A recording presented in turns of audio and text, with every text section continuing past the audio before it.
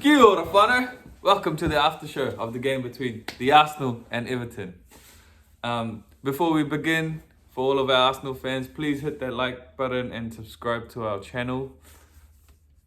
Thank you. I'm Amit, this is Nev. How you, bro? You buzzing after that win? What a performance! Yeah. Performance of the season? So far, I would say. Oh, Yeah. United one was pretty good too. Nah, but that was too much heart and mouth sort of situation where it was. This like was, last yeah, minute, I guess like if you look at it about, completely bossing a game, I felt like even though it was 1-0, Yeah.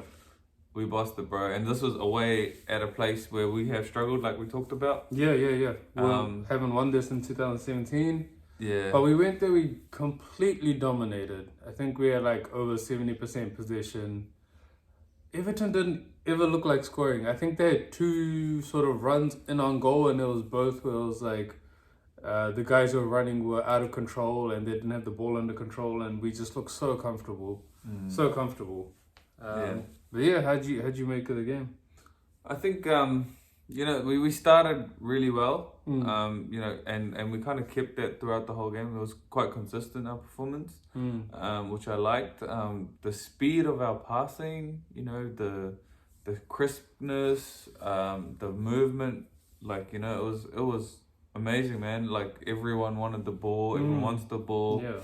And that's what you want to see in a place like that, Like, Especially away from home. Yeah, away from home, everyone's buzzing. It's like, shit, which one's the home team? Us or them? Yeah. And that's what I love seeing. I think if Martinelli doesn't go out injured, we probably score a few more goals. Yeah, I think we look like scoring around that point as well. Yeah. And if I reckon Nketiah probably, for me, he didn't get involved in the game much. But that's sort of been our problem in that final third when we have all this position, we're not converting into goals. Yeah. That's probably the only bad thing, but I'm not really worried because we got the win. Yeah. We got the goal, and it was Everton, credit to them, they were a little bit hard to break down. And at home, you would expect that with Sean Dyche as their manager, they're always hard to freaking break down. But we got the job done, and we bossed the game. We didn't look like conceding at all. If anything, we probably should have scored a few more. Yeah. The Odegaard chance. Yeah. I thought he had scored. Vieira had a couple of block shots. Yeah. Yeah. So we were a little bit unlucky in that final third, but sometimes you make your own luck, and then the goal we scored was class, man. Like the whole movement, everything. Yeah. In my head when they took that short corner, I think there was a second one they had in the game.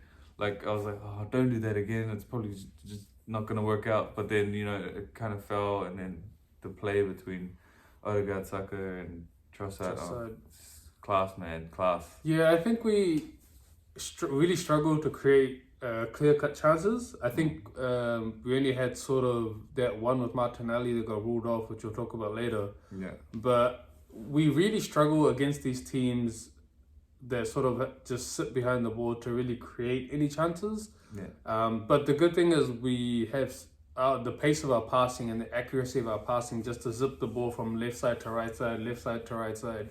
It's just amazing. And, players like Rice have made a big difference in that.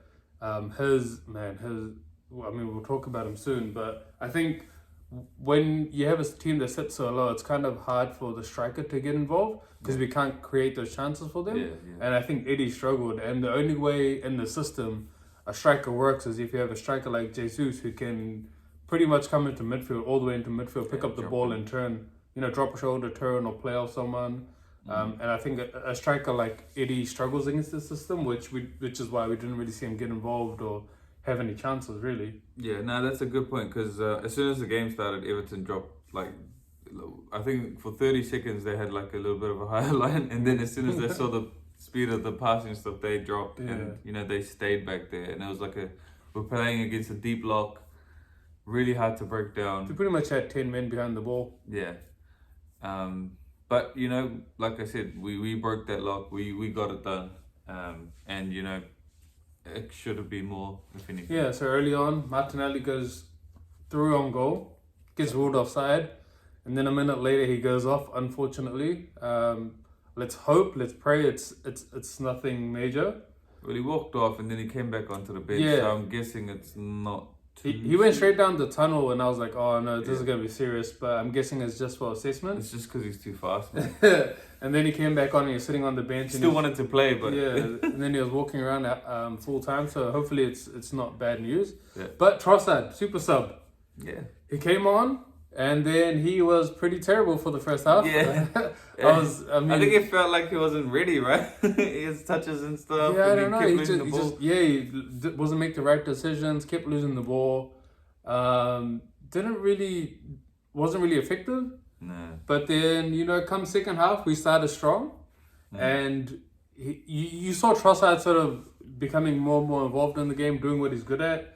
There was a couple of times where he came really deep, picked up the ball, and like turned around and beat two players. Yeah. And I was like, okay, yeah, now he's warmed up, he's ready to go. Settled in. And then that corner move, even me, when they were taking it, I was like, oh, don't do a short again, just lump it in, let someone like Gabriel hit it, You got Rice and Gabriel, two big guys, Saliba as well. Yeah. But they did it, Odegaard did it, he stalled, passed it, they passed it around, went back to Odegaard, played it down the line to Saka. Saka instinctively knew where Trossard was, because he didn't really have his head up when he passed the ball.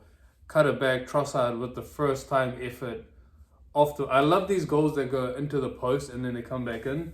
Yeah. The pace, he didn't really swing much at it. Saka had good pace on his pass, and then Trossard just guided it with his left foot. Yep. And this guy's 2-footed, because that was a beautiful finish. People with a strong foot can't finish like that. Nah, and Pickford, he had no chance. No keeper in the world had any chance. Yeah. Because the speed of that movement, the speed of the way the ball went into the net, it's just class stuff, man. Yeah, man. Beautiful Amazing. to watch. Yeah, and then we should have had a few more goals, like you said. There was the Odegaard chance where he hit it with his right foot, didn't get enough power in it. Yeah. I think Saka had a shot that didn't go through. Vieira had, I think, a few shots. A few shots. That were blocked. There's a few Nketiah, moments we had. Nketiah did have one moment where he got through, but the defender did great, and he slid in and he blocked the shot. Yeah. There was heaps of moments. But like you said, we got the job done. Should we go into some individual performances? So, I really want to talk about Rice, because he's kind of Arsenal was playing really well last year too. Don't get me wrong, but this year it feels like there's something more about us, and I feel like it's because of Rice. What do you reckon? Yeah, it's really weird, because last year, when you think about Partey, you would have said he was probably inside the top 3 midfielders in the league, alongside Rodri and perhaps Casemiro or someone else. Mm-hmm. But I feel like Rice is even better than him, and he's just so much more athletic. Mm-hmm. And Partey, it's not like he's not athletic, but Rice just seems to be everywhere on the pitch. He's got the pace, he's got the power, he's got the balance, he's got the passing, he's got the vision, and he always wants to be on the ball. He's always asking for it, always getting into a position where he can receive it, and he has so much accuracy with his passes. There'll be like 20-meter passes that people struggle with, but he's got it. He zips it right to the person's feet, and that's the difference with us. Like this year, I don't think Partey sort of has that in his locker. He doesn't get around as much. He sort of mostly stays in the central area, and he doesn't zip the ball like Rice does. I think that's exactly what it is. Like Partey likes to kind of take on that first man and then play that pass. But teams, the ones especially like Everton had the deep block. We can't it all starts from sort of that area. The quicker we get it out of midfield, the more opportunity we have to create space in behind those deep blocks, and the quicker we can switch the ball from side to side, right? Exactly. And we've got pace, in abundance everywhere in the final third. It's just we need to unleash them, and I think that's what the main difference is Rice makes us tick a little bit faster than Partey does. Partey's still class, don't get me wrong. But boy, Rice has got some pace as well. Do you see how many times he ran back and made tackles? Yeah, his recovery is amazing. Eh? Boy, I can't wait till Partey's back and we can play like both of them. Yeah. It'll be amazing to see. But yeah, definitely, man, a really, really good buy. Team's a bargain now for 100 mil. Yeah, like, you know, before the season, we're like, oh, I don't know about 100 mil, but, Yeah. you know, look at what others Proving have. his worth, and yeah. He has class, man. Another player, Zinni. Yeah, he had a Really game. good performance, I Yeah. thought. He's in his zone when he inverts, and, you know, like, he's... Yeah, man. I don't know what it is. It's so effortless with him. Yeah. It's not easy to do, like, you know, on the field, just inverting into a midfielder from left back. Like, it's not easy. But, you know, the system works. He's comfortable as doing it, and It works with a team that has a low block as well. Zinni gets a lot of freedom. He doesn't have anyone to worry about on the left. On the left, yeah. So it works for him in this game. And he was superb. He helped with the passing. He had a couple of really neat balls over the top. Yeah, I think one for Trossard and maybe one for Vieira, which neither of them took the chance really well. No. But yeah, superb. His vision, just to see it, especially when you're moving it so quick and the team's worried about shifting over, you can see the passing behind because they've stepped up. And yeah, Zinni's got that and he did it. But what I liked about him too is sometimes last year it was a bit like, you know, he'd lose the ball or, you know, get pressed or something like that. There's none of that in this game, you know. He bossed it as well. Like, same with Rice, the movement of the passes, like, was just perfect. Yeah, they're good together, eh? Yeah. And Saka looks back to his best. Yeah. After, you know, a couple of performances the last few games. He's a bit quiet and yeah. So he's back to his normal self. Not that the ref ever helps him because he's getting hit left, right, and center, and the ref's not. Don't talk about the ref, bro. Shit. Man, it's shocking. It's shocking. How many times does Saka get hit in this game again and the ref has no card? Yeah. He invites players to go, yeah, you can hit him one more time. I don't know about the reffing in this league. No wonder why he has problems with his injury problems. It's like, jeez. But yeah, Saka, again, another, you know, good performance. He's getting back to his best, it looks like. But I mean, he's been like playing every game for the last like what, 5 years. Yeah. Hasn't had really a break over the summer because he had international duty. So I mean, I wonder how long it's gonna be before we actually like rest him. Yeah. Well, hopefully we can give like players like Reece a start. And even Smith Rowe. Yeah. He's another one we haven't seen. And we've got the Champions League too, so it's like we don't want to wear these guys out. Yeah, especially Saka because he's such an influential player for us. Especially when he plays, there's always like 3 guys that surround him, and it opens up space for like our creative players like Odegaard. Opens up space for like Rice because you don't have that winger they can come in and press. They're running behind to catch Saka. Yeah, and Saliba, man, Rolls Royce. Jesus, there was a few times when, you know, he was 1v1 and the guy sort of ran past him with the ball and he just bodied him. He's strong, he's fast, he's smart. Yeah. He never goes to ground. Never. There's one where, like, I think it was their winger and he sort of kicked the ball past him and he just takes 2 steps, just shields him out. Just bodied him. Yeah. And the thing is, the best thing I like about him is his expression is just like, bro, I got this. Yeah. He gives that expression of sort of like old school defenders that you used to hear about. It's like, you shall not pass. Yeah. And that's his face. It's like, he's already won this game. You're just here because you should be here. It's not for formality. It's not often that someone gets past him. No. If he's goal side in a 1v1, he's always winning the battle. The only time someone gets past them is if they got a high line and they've already run in behind. We're so lucky to have him. We are, yeah.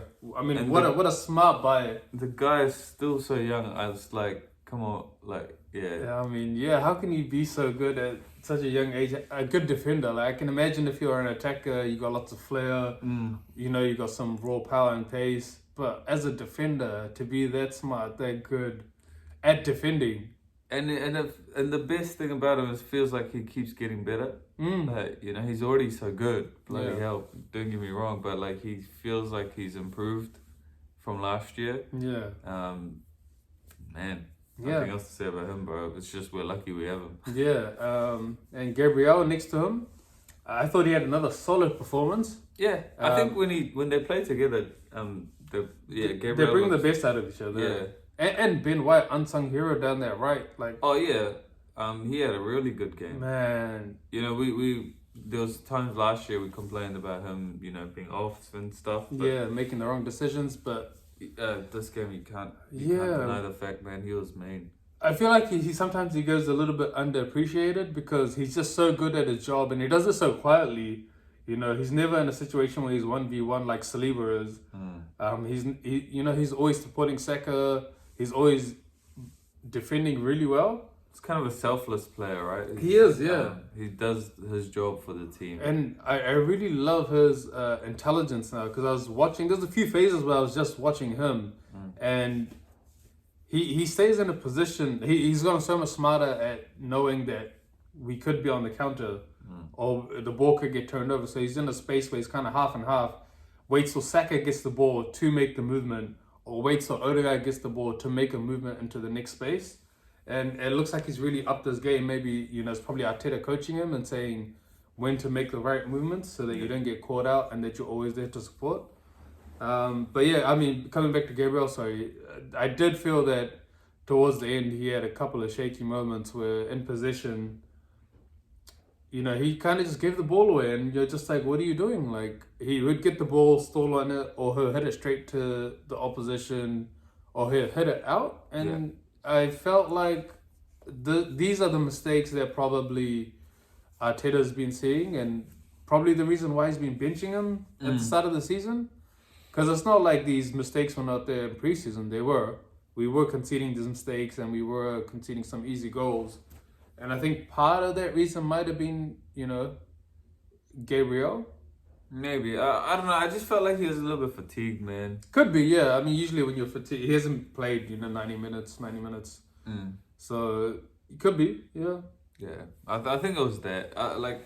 It was the last, 10 minutes that we started to see some of that. So, it could be that. I'm going to give him the benefit of the doubt. Oh, no. I will still start him every game. I love him. But, there are these mistakes that you can sort of see. Yeah, he has it in him. But that that's why Arteta benched him, because he didn't want the mistakes at the start of the season to cost us. Yeah. So maybe, but still a good game. What'd you make of David Raya? First start? Yeah. I called it. Yeah, you did. Yeah. I was a little bit surprised to see Arteta, give him the start. But, he repaid the faith. Didn't really have to do much, to be honest. Absolutely had nothing to do besides one save. So I mean, it's hard to judge him, man. Yeah, but his ball playing was good.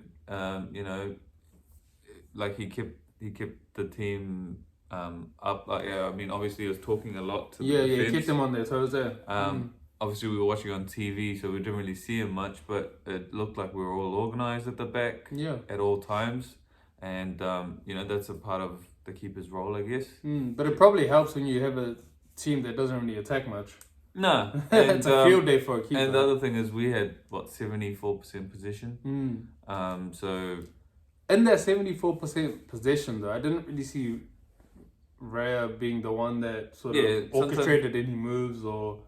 I mean... He did have a lot of accurate passes, though. Especially his long passes. Yeah, that's all... I think he hit 7 out of 7. Yeah, he just did his job, man. And it was easy. So I guess when it's a bigger challenge, then we can kind of... It's a bit hard to judge him. But he also did, even towards the end, have a bit of a shaky moment where he sort of came out to receive the ball and it was bouncing, and then he ended up just hitting it out near the touchline when someone was pressing him.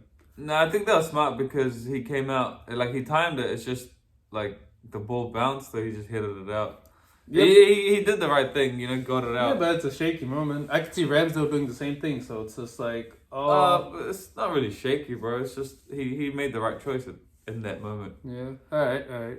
If it was shaky, he would have missed the ball and maybe it's the wrong decision. Maybe you let your defenders handle that. Nah, there was none there, bro. He had to come out. It was a good. I felt like he made the right choice coming out in that moment. So fair enough. Nothing from me. He had a good choice. And last point of the day, VAR strikes again. What'd you make of that offside call? I still don't. I mean, I've read why they've given. I mean, we talked about why they've given it offside. I still don't agree, man. There's no way Gabriel's trying to pass that to Nketiah, right? He's 60 meters the other side of the field. He's on halfway. when he tries to make that pass, I think he's trying to pass it to White, and then I don't know who the striker is. Is it Decore or someone? Put his leg out. The ball goes all the way through, and Nketiah's just offside. He looked offside even live. But the ball was not meant for him. Like, it came off an Everton player. It should be play on, right? Like, and I think that's why the liner didn't put up his flag. Well, firstly, the rule is that the reasoning behind it is that the striker didn't intentionally play the ball backwards, right, to the defense. And because he didn't do that, they'll still cast it as Gabriel's passing in that direction, which is why Nketiah is offside. But he wasn't passing in that direction. Well, that's the argument there, is that Gabriel over there is passing it to the right. He's passing the goal's this way, bro. Yeah, he's passing it to the side. How? No, I agree. But he's passing it to the side. I don't know, man. The striker puts his foot in. If he doesn't put his foot in, the ball's going nowhere near Nketiah. So he's intentionally played the ball, and because of his intention, it's gone back to Nketiah. We've seen ones worse than that. We have, but it's also hard. VAR have a very limited time slot to figure these things out and make a decision about it. So yeah, but then if they're not sure, just leave it as the on-field decision. Yeah, fair goal, I would say too, and that was a beautiful goal. Oh yeah, I mean the finish was perfect. The ball from Vieira, the finish. Oh yeah. And then that moment, Nketiah just playing it back. I know he kept it alive, but does it even impact on the goal really? Yeah, offside is offside, I guess. I guess, yeah. But in the end, it doesn't matter. Yeah, we got the win. But VAR strikes again, another call that you would say is very controversial. I would say it's a wrong decision. I feel like it should be like rugby, Rugby's VAR is perfect. If they see something, then they'll be like, yeah, you didn't call this. Otherwise, it's just on-field decisions. Yeah. Unless you go upstairs. Yeah. Unless they ask for it. Yeah. I guess. Well, we'll see. It doesn't matter, end of the day. And quickly before we leave, how do you make of Vieira? Got a start after a few weeks of having impact off the bench? A bit of out of everyone, I feel like he was a bit hit and miss. I think coming off the bench, he seemed to have more impact than he did in this game. Obviously, if the assist went through, I think his confidence would have gone up. But then again, another player that sort of, I think, struggled with the deep block. He likes to play in behind, those balls in behind, but he didn't really have space to do that. So he had to kind of play something that's not his natural game, just, play the ball around and stuff. And he obviously is not that physical. Yeah. So I feel like he did a good job. Yeah. He adapted, and he was still always in the game, which is good to see, because last year he would disappear in games that. Yeah. Good performance. Not his best this season, but I think a deserved start. Deserves it. After a few weeks of having such an impact, he did start, but to me, he didn't really have the impact that I think everyone was hoping for. He didn't have the same impact that he did when he was coming off the bench. Again, because the game's not stretched and everyone's in a deep block, I think he struggled a bit to get his rhythm on. The assist for Martinelli's goal that got ruled offside was beautiful. Oh yeah, perfect.